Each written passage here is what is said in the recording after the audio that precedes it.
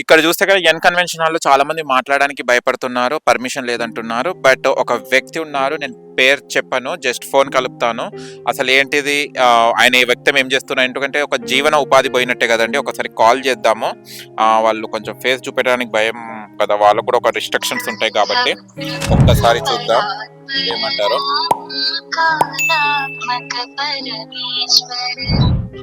Hello hello చెప్పండి. నమస్తే అన్న. నమస్తే. ఎక్కడున్నారు మీరు? ఇక్కడికి వచ్చాను, ఎన్ కన్వెన్షన్ దగ్గర ఉన్నాను. మీరు ఎక్కడున్నారు? ఏముందండి, ఇక్కడ అడ్డాల దగ్గర ఏదైనా పని ఎత్తుకుంటున్నాం అండి. అక్కడ కూల్ చేశారు కదండి, అడ్డా దగ్గర ఏమన్నా పని ఎత్తుకుంటున్నాం. ఇంకా మనకి ఇప్పుడేం దొరకవు కదా, మరి ఇప్పుడేం లేదు కదా. కాదండి, ఇది ఒకటేసారి ఎందుకు మీ సార్ ఏం పట్టించుకోలేదా, లేకుంటే ఏంటిది, ఇది నోటీస్ రాలేదా, మళ్ళీ టేక్ ఇట్ ఈజీగా చూసుకున్నారా? అంటే 10 ఏళ్ల క్రితం చెప్పారంటున్నారండి. 10 ఏళ్ల క్రితం చెప్పినా గానీ నేను నాకు ముందు ఒక మాట చెప్పాలి కదండి. తెల్లారి 4 గంటల వరకు డ్యూటీ చేసినాం. ఓకే, 4 గంటల వరకు డ్యూటీ చేసి పొద్దున్నే ఇంకా పోయి మాది నైట్ షిఫ్ట్ 4 గంటల డ్యూటీ చేసి మళ్ళీ వచ్చే లోపల కూల్ చేస్తాను 10 వరకు వచ్చాము, కూల్ చేశారు. అయ్యో. కనీసం సామాన్లు గానీ ఇది గానీ ఏదో గ్యాస్ బండ్ ఒకటి ఉందని చెప్పేసి ఆ గ్యాస్ బండ్ ఆడిపోయిందని చెప్పి అది పక్కన పెట్టారు అంతే. ఓకే, అందులో ఉన్న ఫర్నిచర్ గానీ ఏది దక్కలేదు. అన్నాళ్ళు కనీసం ఇన్నాళ్ళు చాలా నుంచి పని చేస్తున్నాం. ఓకే, బాధ కలగదండి. ఎంబడంబట్లే కనీసం ఒక నెల ముందన్నా ఇంటి పేస్ట్ ఉంటే మాకన్నా అవును ఏదో పని గానీ ఏదో దొరికేది. అంటే ఇది చెరువు పక్కకు కట్టడం వల్ల రేవంత్ రెడ్డి గారి యాక్షన్ ఆయన చేసిన కరెక్టేనండి. రేవంత్ రెడ్డి గారు చేసిన కరెక్టే కాదు. ఇప్పుడు ఎంప్లాయీని తీసే ముందు ఒక నెల ముందు 2 నెలల ముందు నోటీస్ పీరియడ్ అని ఇస్తారు కదా వేరే కంపెనీలో అన్నా. అవును, రేవంత్ రెడ్డి గారు చేసిన కరెక్టే, దాన్ని మేము తప్ప అనట్లేదు. ఓకే, అదే ఉన్న వాళ్ళ గురించి కూడా ఆలోచించాలి కదా మీరు. అదే ఎంతమంది అండి వర్కర్స్ అండి మీ దాంట్లో? కనీసం 400 మంది ఉంటారండి. ఓ 300-400 దాకుంటారు. మరి ఇప్పుడు మాకు శాలరీలు ఎవరు ఇస్తారు? కనీసం ఒక 2 నెలల ముందు శాలరీస్ ఇస్తే మాకు ఈఎంఐలు అడిగిన రూమ్ లేని అదే చూసుకోవాలి కదండి. ఇప్పుడు మీకు హఠాత్తుగా మళ్ళీ ఎక్కడ ఉన్నారండి నైట్? నిన్న మొత్తం ఇక్కడ కూల్చారు, మీరు ఇక్కడనే ఉంటారని నాకు తెలుసు. మళ్ళీ ఎక్కడ దొరికే? ఏముందండి, ఇంకా బయట బాత్రూమ్ లో లేకపోతే బస్ స్టాండ్ లో కొనుక్కోవడం, బయట బాత్రూమ్ లో కట్టుకుని వెళ్ళటం, అయ్యో యూస్ చేసుకోవడం, మన అన్నపూర్ణమ్మ క్యాంటీన్ లో తింటాం. అయ్యో, మళ్ళీ ఈ నెల జీతం పడ్డదా అండి మీకు? పోయిన నెలది పడ్డది, ఈ నెలది ఇంకా కాలేదు కదా. ఓకే, మళ్ళీ ఏమంటున్నారు మీ ఇన్ఛార్జీలు గానీ ఉంటారు కదా, వాళ్ళు ఏమంటున్నారు? వాళ్ళని సంప్రదించారా మీరు? సంప్రదించామంటే ఇంక చేసిన దాని వరకు చేస్తామంటున్నారు. ఇన్ని రోజులు చేసాం కదా, ఇది 20 రోజుల వరకు చేసాం. ఓకే, అది వరకు చేస్తామంటున్నారు. మళ్ళీ ఇది స్టే వచ్చిందని తెలుస్తుంది, ఇక్కడ మీ ఒకరు వర్కర్ చెప్పడం జరిగింది. ఎంతవరకు నిజమండి కూల్చొద్దని? స్టే వచ్చిందని నాగార్జున గారు కూడా మాట్లాడారు కదా. అక్రమంగా ఉంటుంటే నేనే కూల్ చేసేవాడిని, కోర్టు కూల్ చేయమంటే కోర్టు స్టే ఇచ్చిందని మేము ఆగాము అని చెప్పి ఆయన కూడా చెప్పడం జరిగింది.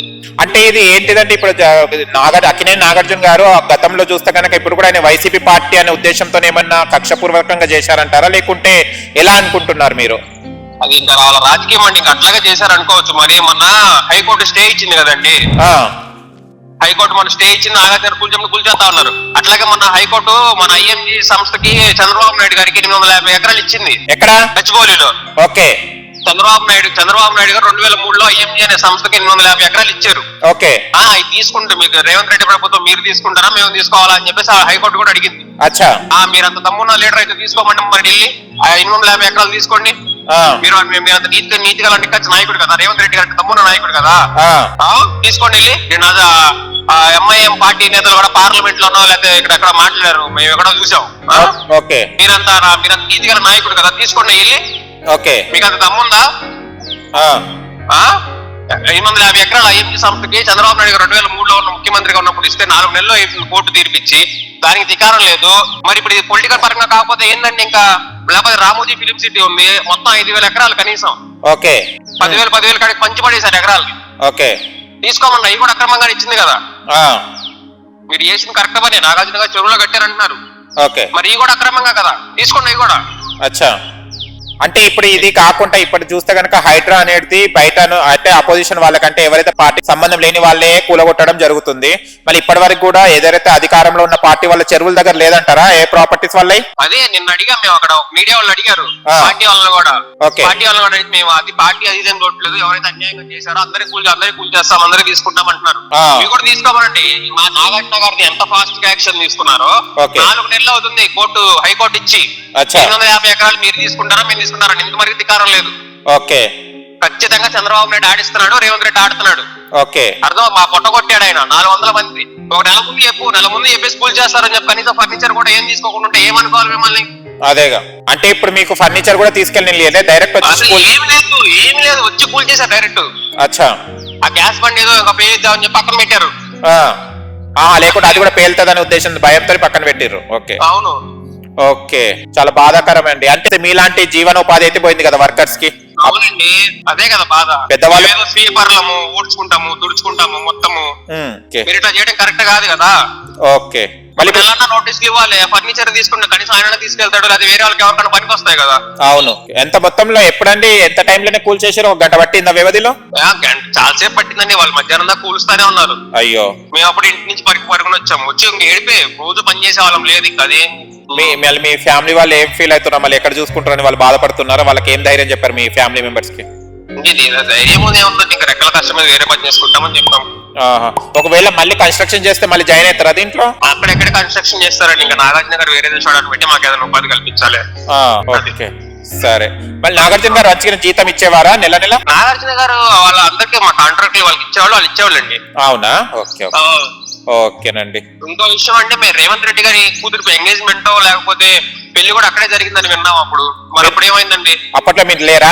అప్పుడు అంటే నాకు ఎప్పుడు తెలుసు, అప్పుడు లేను. ఇప్పుడు 2016లోనే ఇప్పుడు ఏదో ఎంగేజ్మెంట్ ఏదో అయిందండి అని చెప్పి అంటారు. మరి అప్పుడు ఏమైందండి అది? మన రేవంత్ రెడ్డి గారు ఓటు కేసు దొరికిన అప్పుడు ఆయన జైల్లో ఉన్నప్పుడు జరిగిందంట. మరి అప్పుడు గుర్తురావండి ఇవన్నీ. ఓకే సరే అండి. ఓకేనండి, సరే. మీరే ఏదైనా న్యాయం చేయాలి మాకు ఎప్పుడన్నా. ఓకేనండి, షూర్. మీరే తరపు నుంచి. Thank you. ఓకే, చూశారా ఫ్రెండ్స్, ఇది బాధ వ్యక్తం చేసుకుంటున్నారు. అంటే ఒక్కరు కూడా మాకు ఇన్ఫర్మేషన్ లేకుండా ఇవ్వడం కూల్ చేయడం చాలా బాధాకరం అని చెప్తున్నారు. ఇప్పుడు మేము వేరే జాబ్స్ వెతుకోవాలంటే ఇప్పుడు ఎవరు దొరుకుతారో అని మేము ఉండడానికి కూడా ఠికానా లేదు, ఇక్కడనే ఉండే వాళ్ళని చెప్పడం కూడా జరిగింది.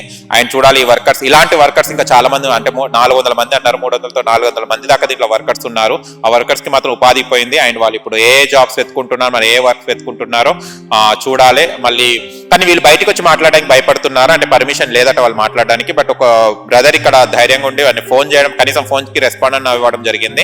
ఓకేనా ఫ్రెండ్స్, మళ్ళీ రేవంత్ రెడ్డి గారు ఏదైతే తీసుకున్న నిర్ణయాన్ని కూడా నేను సపోర్ట్ చేయడం జరుగుతుంది. కాకపోతే నెల రోజు ముందన్న కొన్ని చెప్తే మేము వేరే ఉపాధి చూసుకునే వాళ్ళమని చెప్పడం బాధపడుతున్నాడు అంతే. ఈ వర్కర్స్ ఉన్న వాళ్ళు ఇక్కడ అదే బాధపడుతున్నారు. ఎక్కడైనా కష్టం చేసుకునే వాళ్ళకి ఎక్కడైనా వర్క్ దొరుకుతుంది, కానీ ఇప్పుడు హఠాత్తుగా అంటే కూడా వాళ్ళకు కూడా ప్రాబ్లం కదా. అదేనండి బాధ వ్యక్తం చేసుకోవడం జరిగింది. మీరు చూశారు కదా ఫ్రెండ్స్, ఇదంతా కూలగొట్టడం జరిగింది. అండ్ నిన్న మార్నింగ్ నుంచి అలా స్టార్ట్ అయిందట, అండ్ చాలా మధ్యాహ్నం వరకు కొనసాగించింది కూలగొట్టడానికి. అండ్ మీకు కనుక మా వీడియో నుంచి లైక్ చేయండి, షేర్ చేయండి, కామెంట్ చేయండి, సబ్స్క్రైబ్ చేయండి. అక్కడ కనిపిస్తున్న టంగును కొట్టండి. నేను మీ యాంకర్ పప్పు. Bye bye.